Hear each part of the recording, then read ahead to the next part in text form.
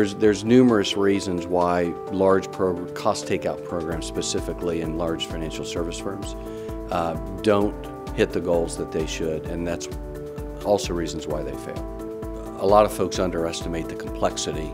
A lot of firms underestimate the amount of resources it'll take, and then also they underestimate the importance of it aligning with strategic goals of the firm.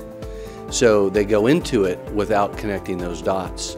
So often what happens is that the benefits realized are only a percentage of what it should be, or they sometimes even fail completely. And in a lot of financial service organizations, they're kind of almost taking this hybrid approach, which isn't working very well. So in other words, they really do understand they need to go toward this new operating model.